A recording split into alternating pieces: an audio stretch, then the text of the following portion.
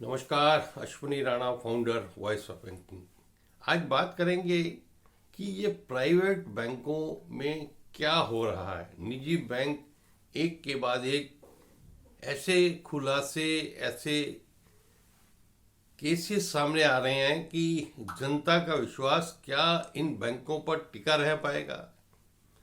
पहले HDFC bank के chairman का एकदम से इस्तीफा दे देना, आईडीएफसी बैंक और एयू बैंक चंडीगढ़ में हरियाणा सरकार के पैसे का फ्रॉड होना, कोटक महिंद्रा पंचकुला में निगम के खाते से 150 करोड़ से ज़्यादा का एफडी का गुम होना, और अब एक सामने आया है बड़े निजी बैंक आईसीआईसी बैंक के नागपुर का एक किस्सा, जहां 23 करोड़ का गोल्ड लोन का फ्रॉड हुआ।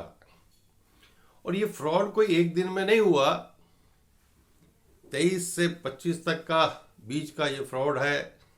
और बैंक का कहना है कि उनका इंटरनल जो ऑडिट हो रहा था उसमें ये सामने आया कि लगभग 150 से ज़्यादा खातों में जो गोल्ड लोन दिया गया, उसका जो गोल्ड है, वो जो ज्वेलरी है, वो आर्टिफिशियल है, वो गोल्ड है ही नहीं।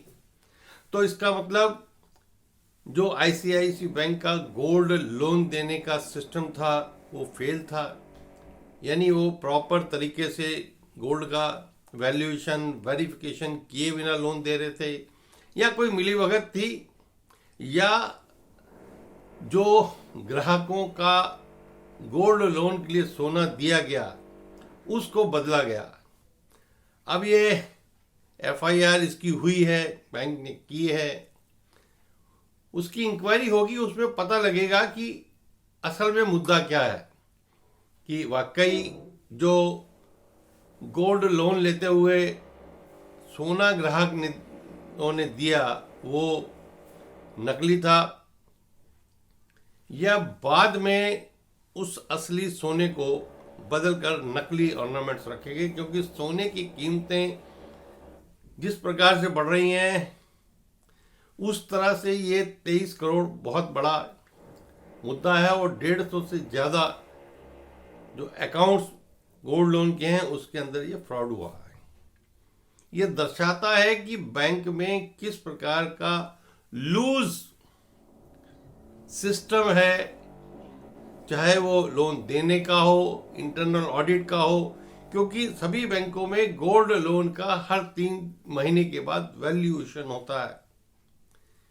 तो जब 23 से और 25 के बीच में ये आईसीआईसीआई बैंक बता रहा है, तो अब आकर वो ऐसा क्यों पता लगा है, तो एक चौंकाने वाली बात है। और दूसरा, ग्राहकों के विश्वास को भी ठेस पहुंचाती हुई ये खबर है कि एक के बाद एक बड़े बड़े निजी बैंकों में ये क्या हो रहा है। लोगों का विश्वास अगर ऐसे कम हुआ तो ये निजी बैंकों में जो ग्राहक हैं वो कब सरकारी बैंकों की तरफ अपना मुंह मोड़ लें, इनको पता भी नहीं लगेगा।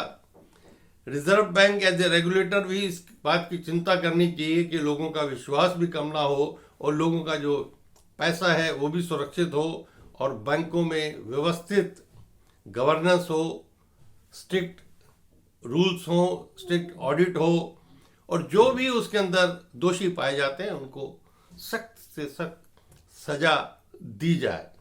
वीडियो अच्छी लगी हो तो लाइक करें, शेयर करें, चैनल को भी सब्सक्राइब करें, ताकि और भी बहुत सारी महत्वपूर्ण जानकारियां आप तक पहुंचाता रहूं। नमस्कार।